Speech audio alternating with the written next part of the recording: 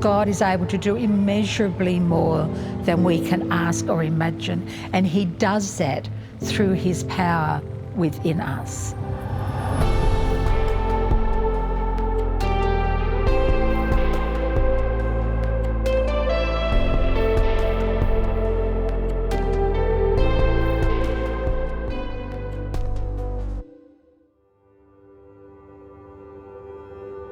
As I moved around India, I have always examined the foundation stones on various Salvation Army buildings.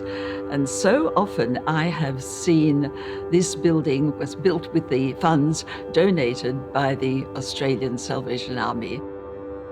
And right up in the Himalaya area, I remember seeing that one day and being so excited to think that my territory back in Australia was part of establishing the School for the Blind. I think it's a brilliant idea that the 1 week's salary in the self-denial appeal to go towards multiple projects. I'm so thrilled that we have this privilege to support the work in other countries, and especially where there is so much financial struggle.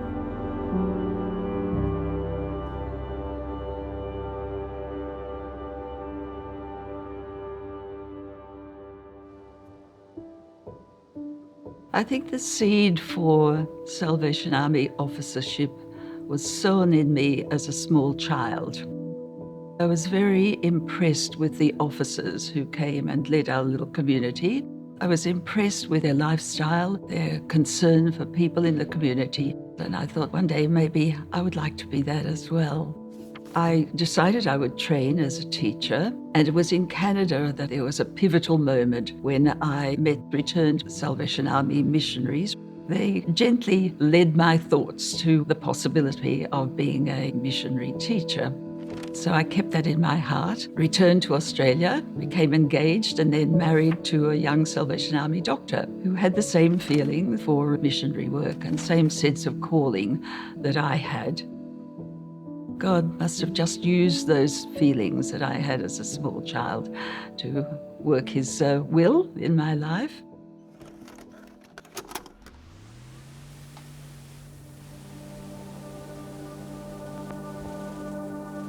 It took me a while to enjoy working in India. I was very lonely. I struggled to come to terms with the immediate environment of poverty. My husband, who had trained to become a surgeon, was to be the chief medical officer of the Mac Robert Hospital. My main responsibility was to support my husband, but also I worked with the spiritual program, the ward meetings for patients and the Sunday school and counselling and general pastoral care. And often I felt like running back home and leaving it all. Once I got into the heart of the people, or they got into my heart, I really loved it. Often in the mornings before the young nurses went off to their duties and studies, in the chapel every morning we would gather together, Sikhs, Hindus and Christians, and we would worship together and pray together.